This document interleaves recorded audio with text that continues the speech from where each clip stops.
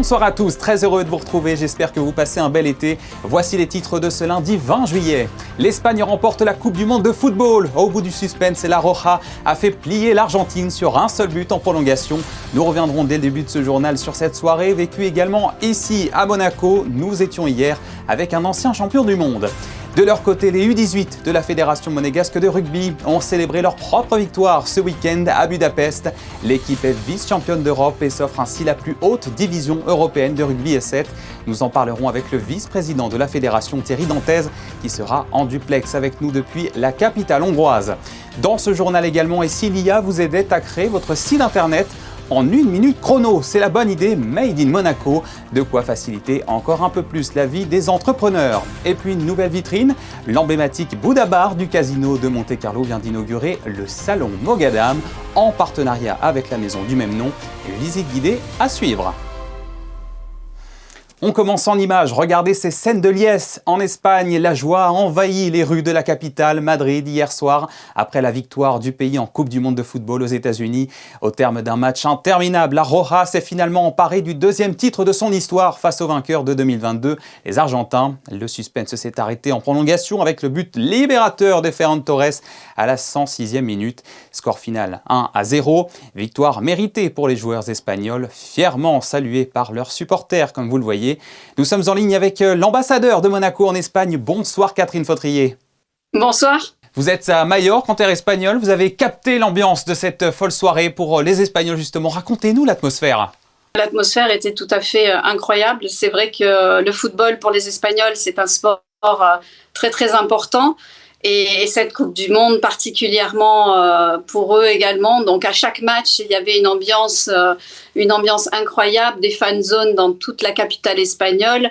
Et hier soir ici à Majorque, c'était exactement la même configuration partout. À l'issue du match, on a entendu les klaxons, les gens défiler dans la rue. Enfin, c'était vraiment une ambiance extrêmement chaleureuse, on va dire. Voilà, vous l'avez dit, l'Espagne fait partie de ces grandes équipes qui ont marqué la Coupe du Monde, qui ont fait vibrer le monde avec des joueurs devenus phares. Qu'est-ce qui vous a marqué un petit peu dans la manière dont l'Espagne a vécu cette grande compétition ? Je crois qu'on n'attendait pas forcément l'Espagne à ce niveau-là de la compétition. Et pourtant, c'est une équipe qui a brillé par le fait qu'elle n'a pratiquement pas encaissé de but pendant toute la compétition. Et voilà, elle est arrivée jusque-là. Et c'est vrai que le match d'hier soir était quand même impressionnant. On a vu une grande équipe espagnole, vraiment, qui s'est battue pendant 120 minutes. Et ça a été quelque chose, vraiment, ils ont, je crois, extrêmement bien joué et ils peuvent être très très fiers de cette victoire. Oui, ils ont joué les prolongations, mais vous êtes resté juste au bout, hein ? Ah oui, complètement, oui, bien sûr. Et on a célébré d'ailleurs, tous ensemble. Alors c'était marrant parce que il y avait dans l'hôtel où je suis, il y avait des Brésiliens, il y avait des Argentins évidemment aussi, et beaucoup d'Espagnols. Donc on a célébré ça tous ensemble dans une très très bonne ambiance. Catherine Fautrier, avant de se quitter, on ne peut pas ne pas évoquer l'actualité brûlante chez vous, les incendies, 26 000 hectares ravagés au nord de Madrid, 1200 personnes déjà évacuées. Quel état faites-vous de la situation ? C'est une situation qui est catastrophique, bien évidemment. C'est pas une première, malheureusement, en Espagne. Chaque année, l'été arrive avec son lot d'incendies meurtriers. Il y a déjà eu un premier drame en Andalousie où il y a quand même eu plus de 12 morts, des blessés. C'est quelque chose qui arrive malgré tout très tôt dans la saison, puisque cette année, on souffre tous de différentes phases de canicule, malheureusement. Et c'est vrai que l'Espagne n'est absolument pas épargnée par ça. Et on espère tous que les personnes qui œuvrent pour arrêter ces incendies, et on est tous derrière eux, on le sait, on les soutient comme on peut, mais c'est très compliqué. Et on espère vraiment que ces incendies vont pouvoir être maîtrisés très rapidement. Voilà, vigilance donc tout autour de l'Hexagone et ailleurs, en Espagne et en Europe, touchés par les incendies. Merci beaucoup Catherine Fautrier, ambassadeur de Monaco en Espagne, d'avoir été en visio avec nous pour évoquer cette double actualité. Merci beaucoup. Merci à vous. Merci. Si les Bleus, dont la sémiste Magnès Akliouche, n'ont pas pu s'illustrer sur cette pelouse de New York après leur défaite aux portes de la finale, nul doute qu'ils étaient devant leur écran pour regarder ceux qui les ont éliminés. Et c'est le cas également des anciens Bleus. Au Stars of Monaco, un événement privé était organisé hier soir pour vivre ce spectacle en présence de joueurs qui ont marqué l'histoire de la compétition. Nous y étions, reportage réalisé avec Arnaud Imbert. Cette soirée est née d'une collaboration entre 3 sociétés spécialisées dans les relations d'influence, Alltime, Casey Connect et IO Ventures. L'idée est simple, créer l'événement autour d'une ou plusieurs grandes personnalités dans l'objectif de promouvoir l'image de la principauté. C'est un peu ça l'objectif, de pouvoir collaborer avec non seulement des entités monégasques mais aussi des entités à l'étranger, comme on le fait ici pour cette soirée du coup avec Alltime qui est monégasque et Casey Connect qui est basé aux Émirats, pour but de faire évoluer le paysage culturel de Monaco, du coup faire des événements ou amener des business dans ces industries-là, du coup le sport, l'entertainment, l'art, la musique et la mode principalement, pour encore attirer des yeux sur la principauté. À l'étage du Stars of Monaco, la grande star de cette soirée est Paul Pogba. L'international français, champion du monde 2018 et désormais à l'AS Monaco FC, a répondu présent pour la finale de Coupe du Monde Espagne-Argentine, malgré la débâcle des Bleus en demi et petite finale, après un parcours qui n'a rien de décevant à ses yeux. Moi, je reste sur quand même, moi personnellement en tant que fan de foot, sur une note très positive parce que ça faisait longtemps, on n'avait pas pris aussi autant de plaisir à regarder l'équipe de France. Il y a eu du beau jeu, il y a eu des actions, il y a eu de l'attaque. Et je pense que ça, en tant que fan de foot, on aime ça, on aime voir ça. Et après, bon, l'Espagne, ça nous a un peu cassé. On était tous tristes. Moi, j'ai mal dormi même quand ils ont perdu. C'est bizarre, alors que je ne fais pas partie du groupe. Mais ouais, c'est vrai que ça a mis quand même un coup à toute la France. Et maintenant, on va souhaiter le meilleur pour que le meilleur gagne, quoi. Et puisqu'on en parle, pour cette finale qu'il regarde accompagné de ses amis, dont son collègue de l'ASM, l'Espagnol Ansu Fati, Paul Pogba nous avait confié plus tôt dans la soirée l'équipe qu'il voulait voir gagner. Alors, Espagne ou Argentine ce soir ? Franchement, je préfère que l'Espagne gagne. Voilà. C'est votre dernier mot. C'est mon dernier mot. Au terme d'un match interminable, sa prédiction se sera donc réalisée.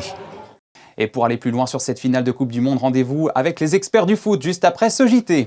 Une autre victoire pour Monaco cette fois. Les U18 de la Fédération monégasque de rugby ont été sacrés vice-champions d'Europe ce week-end à Budapest. Un fabuleux parcours qui leur ouvre les portes du Championship, la plus haute division européenne de rugby à 7. Avec la 4e place des seniors au championnat d'Europe de leur catégorie, en juin dernier, le rugby monégasque est sous son meilleur jour et ne cesse de faire sensation. Rejoignons tout de suite en Hongrie le vice-président de la Fédération monégasque de rugby. Bonsoir Thierry Dantez. Bonsoir. Merci d'être notre invité ce soir. Quelle année pour la Fédération monégasque de rugby qui se conclut donc par une phénoménale montée en Championship pour les U18. Effectivement, c'est une année qui se termine de la plus belle des façons, puisque on réalise un rêve, on accède à la première division européenne. On n'osait pas trop y penser pour une première année avec les U18 à ce niveau-là, en trophy. Donc voilà, c'est vraiment l'apothéose de notre saison. Oui, parce que les U18 étaient champions d'Europe en titre, mais de la division Trophy 2. Alors ce parcours jusqu'en finale réalisé à Budapest est un peu une confirmation pour eux. Oui, tout à fait. On a quand même pas mal de joueurs qui étaient déjà là l'année dernière. Donc ils savaient à quoi s'attendre, ils connaissaient les lieux aussi, c'est important d'avoir des repères. Et voilà, on est dans la continuité, ils ont travaillé durant toute l'année avec ce titre en poche, c'est sûr que c'est plus motivant.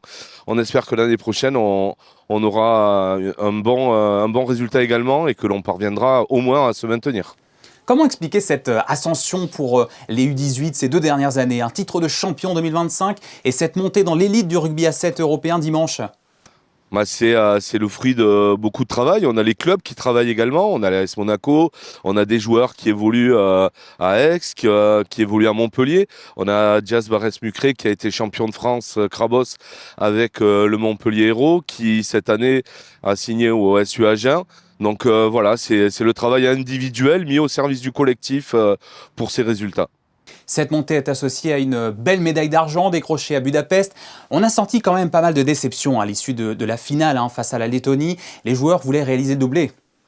On est toujours déçu. Perdre une finale, c'est quelque chose qui reste, c'est une plaie. Mais voilà, dans 2 jours, dans 3 jours, dans une semaine, on gardera quand même que le positif et on gardera en mémoire cet exploit qui est la montée en Championship. Je pense que voilà, il va falloir digérer cette défaite pour arriver à apprécier ce niveau-là. Un mot sur l'entraîneur, Dorian Dantès, également joueur avec la sélection nationale. Son apport avec celui de Jérémy Ben-Stally a été déterminant. Ils ont fait du très bon travail. Ça met l'accent aussi, il faut le dire, sur la transmission très importante entre les seniors et la U18. Oui, tout à fait. C'était vraiment important pour nous qu'il y ait un lien entre cette équipe senior qui performe également et les U18, puisque ces U18 sont notre équipe senior de demain. Et le fait d'avoir Dorian qui les coach, qui les drive, c'était le meilleur lien qu'on pouvait espérer. Et Thierry Dantès, cette performance des U18 s'associe aussi au résultat historique des seniors, 4e du championnat d'Europe en juin dernier. Ne les oublions pas. Tous les feux sont ouverts pour le rugby à Monaco, puisque l'année dernière, on a eu une année exceptionnelle. On s'est dit comment on va pouvoir faire mieux. Et puis, cette année, c'est des rêves qu'on n'osait pas imaginer, puisqu'une 4e place pour une première année à ce niveau-là pour les seniors, c'est vraiment inédit. C'est quelque chose que personne n'avait réalisé. Et la montée pour les U18, voilà, ça conclut la saison de la meilleure des façons. Et la prochaine saison s'annonce tout aussi palpitante. Oui, tout à fait, avec de gros défis pour les seniors, puisque les seniors seront attendus. Là, c'était un petit peu la surprise. Ils étaient un petit peu les petits poussés de la division. Là, ils se sont affirmés. Ils vont débuter comme ayant terminé 4e, donc ils seront attendus, c'est certain. Et puis, une année exceptionnelle à vivre pour les U18. Et les Jeux des petits États d'Europe à Monaco.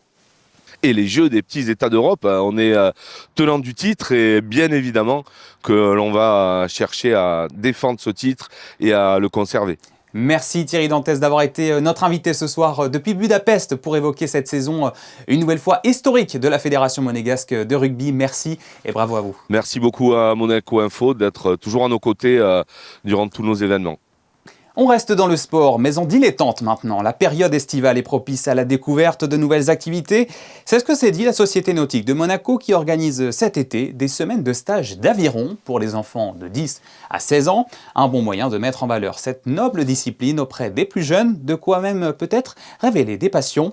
Alexandre Olivier et Marie-Ève B. Sur le ponton de la Société nautique de Monaco, il est bientôt 10 h et les jeunes stagiaires préparent leur aviron pour partir en mer. Bianca et Louise ont découvert la discipline il y a seulement 3 jours, mais elles maîtrisent déjà la procédure sur le bout des doigts. Déjà, il faut mettre les bateaux dans l'eau et après, il faut mettre les pelles et tous les équiper et après, on peut ensuite partir du coup. Tout le monde doit être prêt afin de pouvoir partir en mer. Les plus expérimentés viennent en aide aux néophytes, comme Jade, qui participe à ce stage pour la 6e année. Là, je règle la planche de pied parce qu'en fonction de la taille de la personne qui monte sur le bateau, il faut régler soit avancer, soit reculer la planche de pied.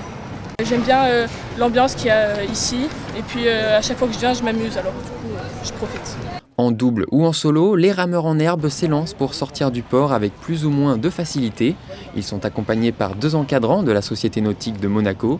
L'objectif pour eux, c'est d'enseigner tous les rudiments de la discipline en seulement 5 jours. Le stage c'est magnifique, on a une super petite promotion, 10 rameurs, super, on leur apprend tous les gestes de l'aviron, surtout les règles de sécurité, les règles de navigation, les règles entre autres, si les bateaux tombent à l'eau, ils doivent remonter dessus, et évidemment le geste de l'aviron et aussi l'aviron indoor, on leur apprend les machines à ramer et les bonnes valeurs de notre sport. L'activité est loin d'être intuitive, les élèves tentent de se familiariser avec leur embarcation grâce à des exercices ludiques. La coach Céline Marion a une approche très pédagogique avec les stagiaires afin de les mettre en confiance dans l'eau. Mais je sais que tu aimes bien l'eau.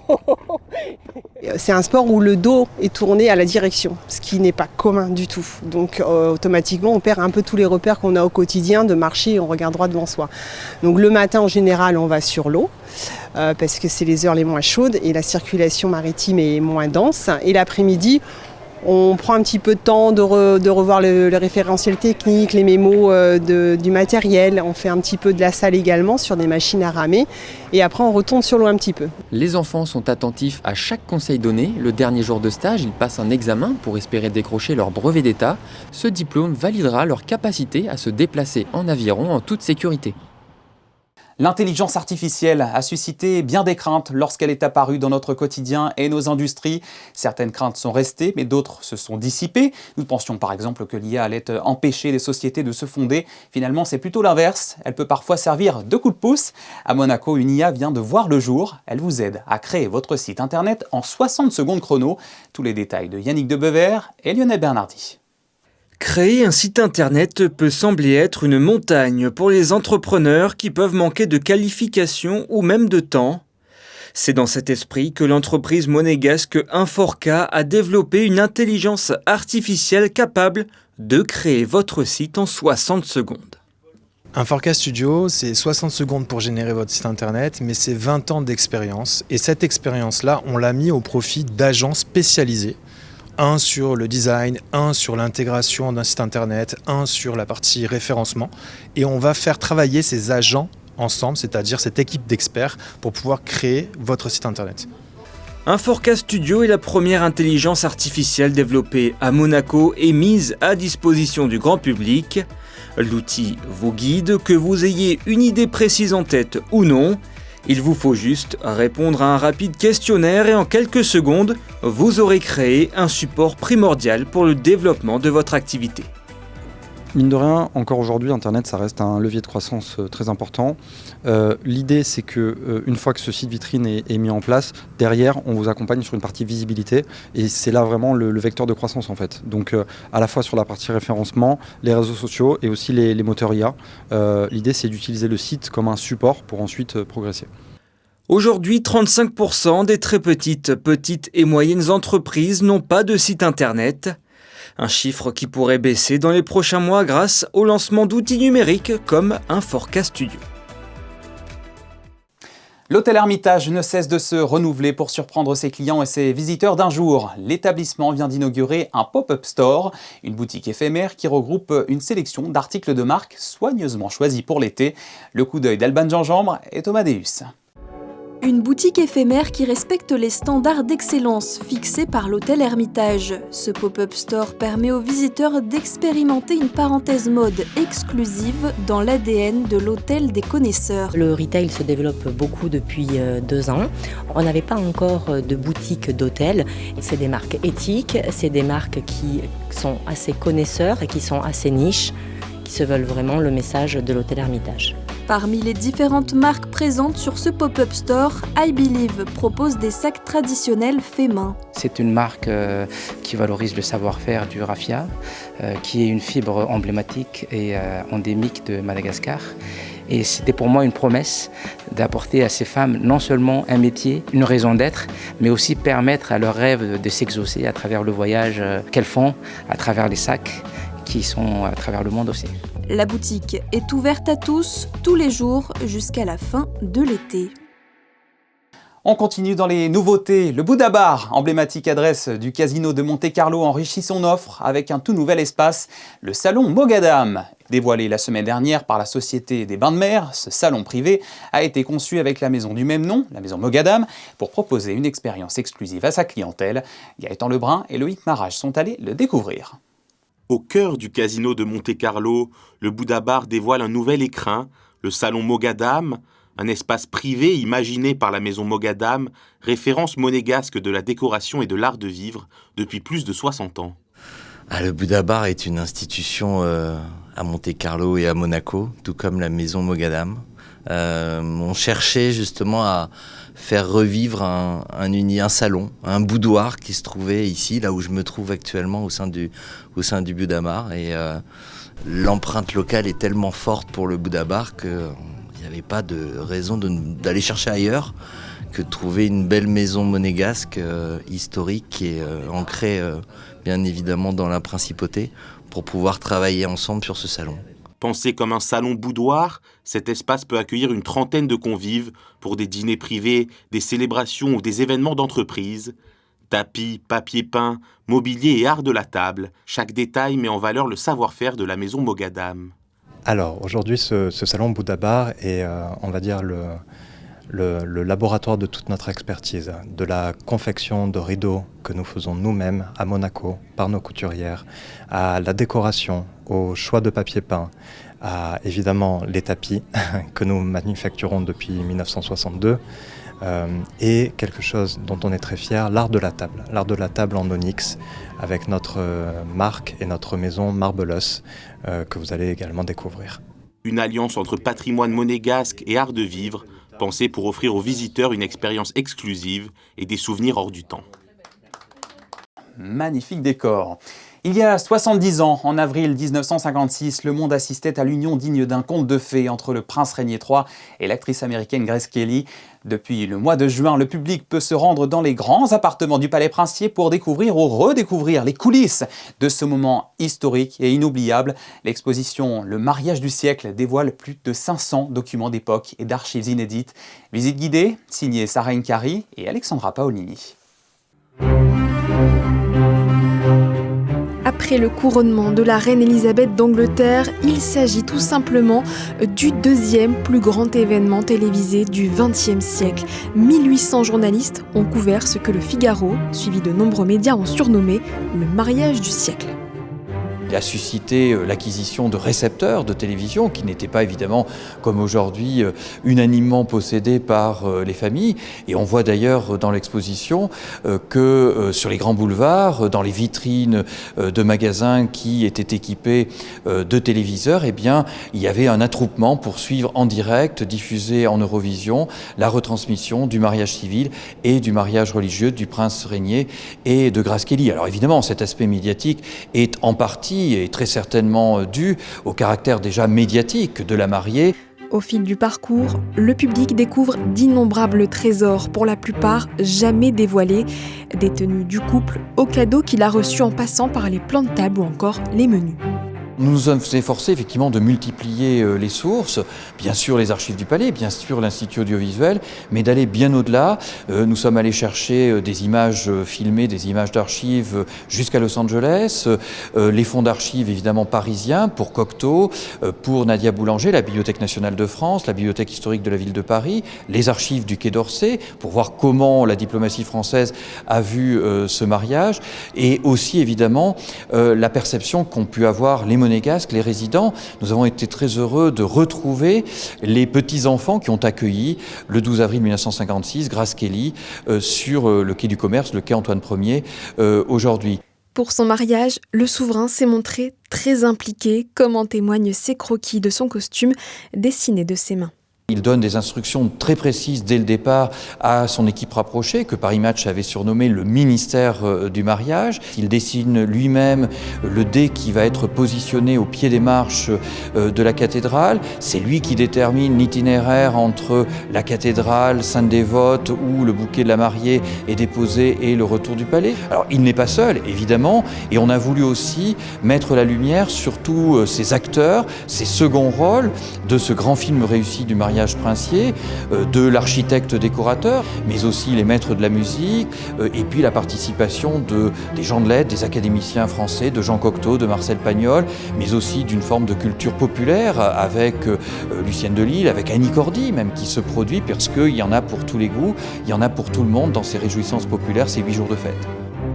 8 jours de fête racontés ici et qui permettent à tout visiteur de comprendre comment ce mariage a fait entrer Monaco, encore peu connu à l'époque, dans une nouvelle ère. Et c'est sur ces belles archives historiques que se referme ce journal. Merci à vous de l'avoir suivi. Dans un instant, la météo, toujours aussi chaude et dangereuse avec ces incendies dévastateurs dont nous parlions plus tôt. Tous les détails à suivre avec Alexandra Pani. Juste après la météo, les experts du foot, Christophe Paco et Greg Campi reviennent en longueur sur la Coupe du Monde remportée par l'Espagne hier soir. Comme chaque soir, on se quitte en photo. Cette fois, à l'honneur, ce sont les jeunes qui profitent de leur passeport culture en ce bel été avec de l'escalade. Excellente soirée à toutes et à tous et à demain, 19h.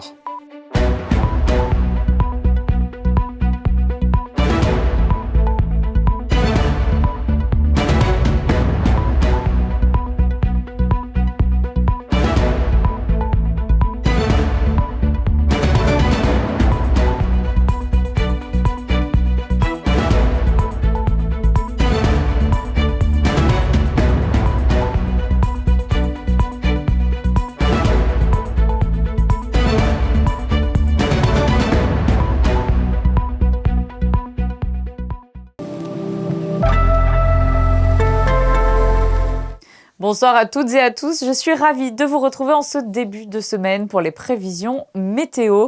Nous aurons une journée ensoleillée avec toutefois des passages nuageux à noter et une légère brise. Les températures seront toujours très élevées, atteignant les 30 degrés. Nous vous invitons à la plus grande vigilance en cette période de forte chaleur, en particulier envers les personnes les plus vulnérables.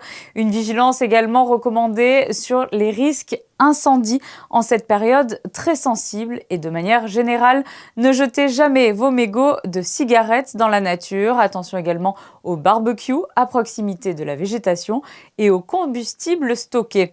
Ce 21 juillet, nous fêterons les Victoires. Je vous souhaite une belle soirée en notre compagnie sur Monaco Info.